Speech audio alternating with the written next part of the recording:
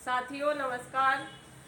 जय संविधान, जय विज्ञान, जय भारत। और आप देख रहे हैं मूल निवासी जनमत। आज हमारे साथ एक बार फिर से उपस्थित हैं केपी बघेल जी, जिनसे हम एक बार पहले भी व्यू ले चुके हैं। एक जो कक्षा 4 में किताब चलती है तो उसमें जो पाठ पढ़ाया जाता है मदन मोहन मालवीय जी को लेकर के, उस पर हमने एक बार चर्चा की थी। आज जो हम लेकर के आए, आज हमारा विषय है जो धीरेन्द्र शास्त्री जी हैं, उनकी जो पोल खुल गई है, उस पोल को लेकर के हम आज आए।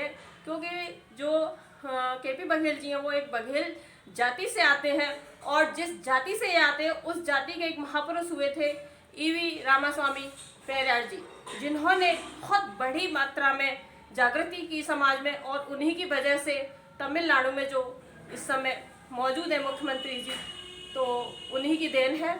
और उन्होंने सबसे पहले जो M.K. स्टालिन है, वो जब मुख्यमंत्री बने तो उन्होंने मुख्यमंत्री बनने के बाद उनका माल्यार्पण किया था। तो इसीलिए मैं जानना चाहूँगी कि जो धीरेन्द्र शास्त्री जी हैं और जो समाज को बताते हैं अपना दिव्य दरबार इस तरह से, तो उनकी जो पोल है महाराष्ट्र में खुल गई है, महाराष्ट्र में पता चल गया है।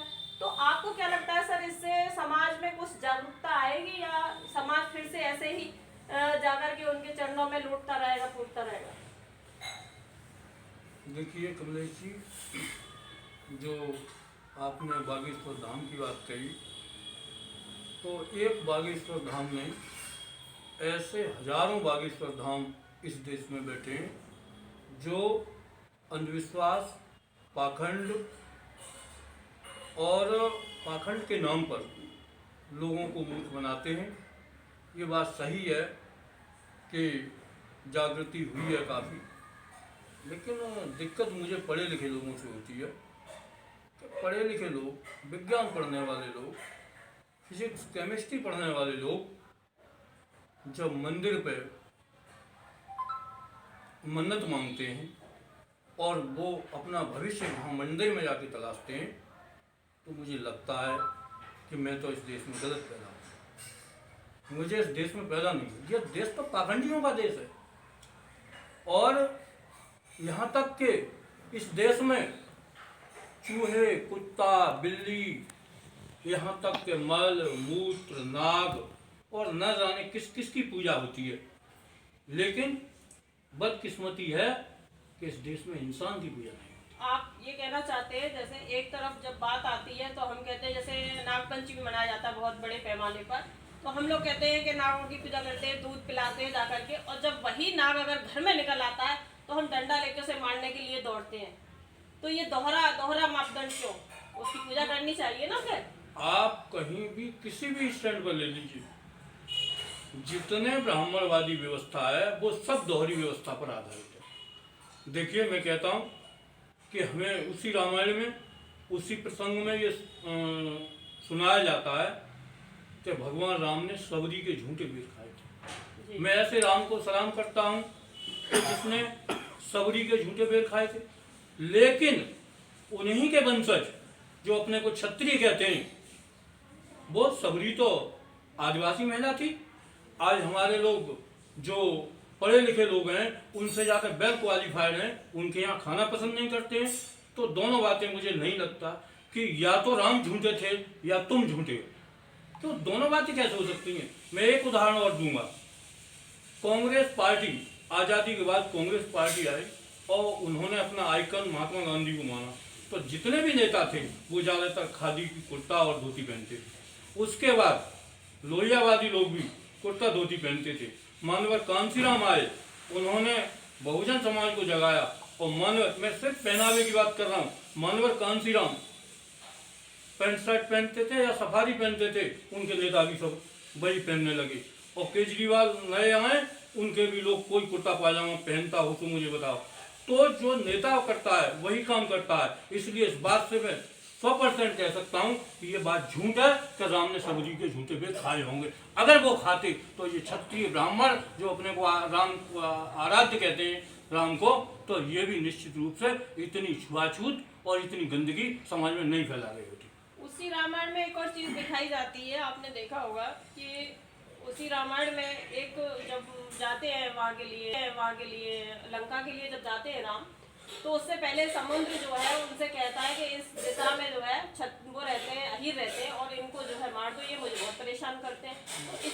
क्या कहना चाहेंगे आप, ये क्या है?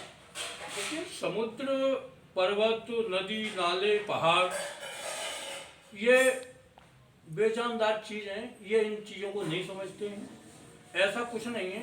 हो सकता है हिंदी में तमाम विधाएं होती हैं, कल्पनाओं के आधार पर हम कुछ कह सकते हैं, लेकिन ये परे है कि वो उदाहरण देते हैं कि साहब समुद्र से कहा कि भय मिल प्रीत हो न देवा, लाख करो बेरी की सेवा।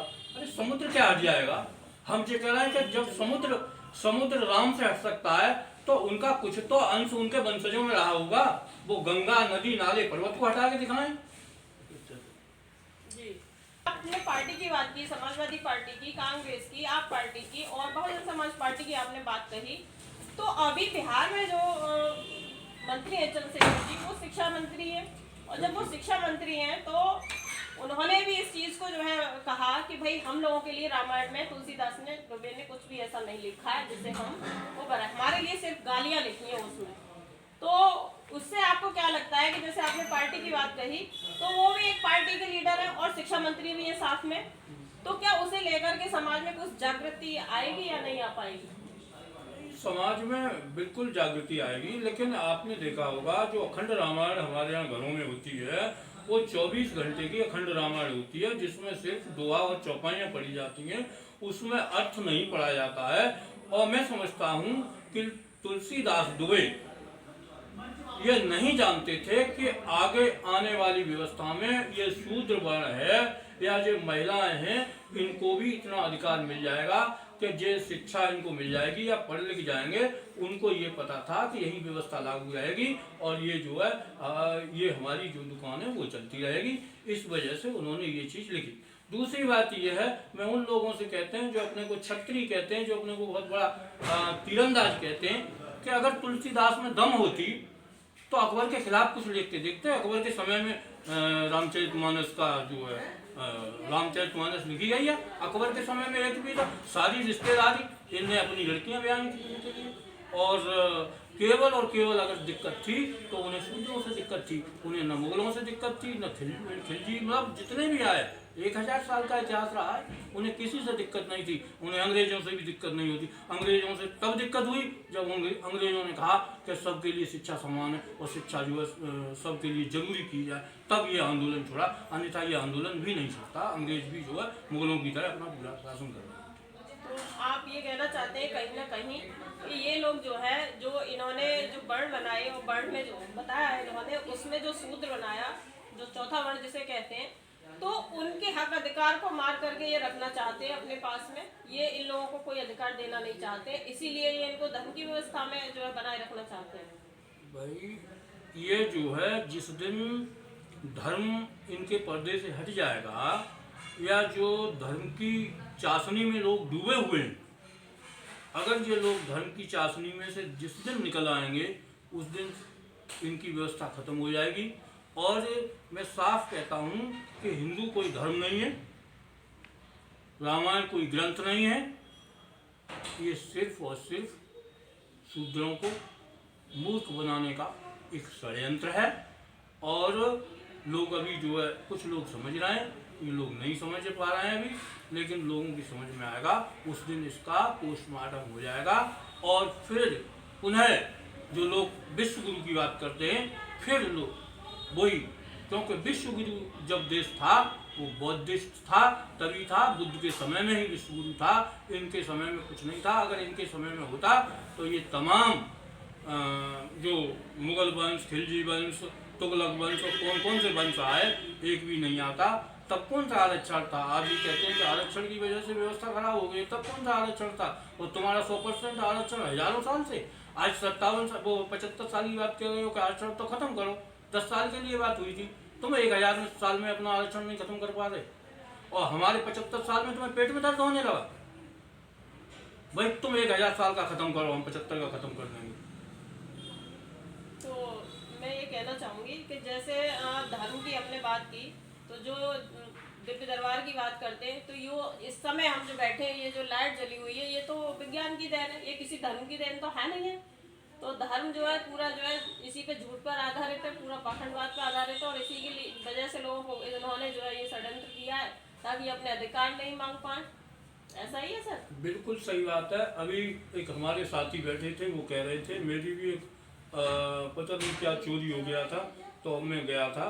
देखिए इन लोगों के तंत्र बहुत मजबूत होते हैं ऐसे लोगों के, और चूंकि इनके अनुयायी इतने होते हैं, ये सबकी खबर रखते हैं कहाँ चोरी हुई, कहाँ पिटा, कौन क्या हुआ, और फिर उसी इलाके के व्यक्ति से फ़ोन से संपर्क करके और ये पता करते हैं, बताओ वहाँ कैसी कैसी स्थिति है, उसको ये आके बता देते हैं कि साहब ऐसा हुआ, तुम्हारे यहाँ ये हुआ कि वो हुआ। और लोग कहते हैं हाँ बाबा बहुत होशियार। अरे बाबा बहुत होशियार है, तो फिर जो जोशी मठ में जो दरारें पड़ रही हैं, तब कहाँ चला गया था ये बाबा? कोरोना आया था तब कहाँ, क्यों मंदिर सारे ढक दिए थे? वैष्णो देवी और ये जितने भी नामी गिरामी जो मंदिर हैं, जितने देवी देवता हैं जी, सब 33 करोड़ देवता तब का स्ट्राइक पे चले गए थे ये, क्या पाकिस्तान चले गए थे, क्या किसी दूसरे देश में 33 करोड़ देवता चले गए थे?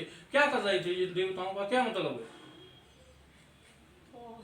आपकी बात बिल्कुल सही है। इस समय जो जोशी मठ है वो जा रहा है, वहाँ के जो महंत है वो भी जो है बौखलाए हुए हैं, वो भी भाग रहे हैं, और बुद्ध की बात ये है इनकी दुकानें बंद होने जा रही हैं, इनकी दुकानें बंद हो रही हैं, और इस वजह से ये लोग छटपटा रहे हैं, और कुछ नहीं है। और धीरे धीरे वो समय जरूर आएगा कि इनकी दुकानें बंद होंगी, और दुकानें धंधा है। चलिए साथियों, आप केपी बघेल जी ने बहुत अच्छी बातें बताई, और मुझे उम्मीद है कि आप लोग इनकी जो विचार हैं उनको जान करके आप भी सजग रहेंगे, जागरूक रहेंगे, और अपने अधिकारों के लिए आगे जो है अग्रसर रहेंगे। साथियों, इसी के साथ नमस्कार, जय विज्ञान, जय भारत, जय संविधान। जय भीम।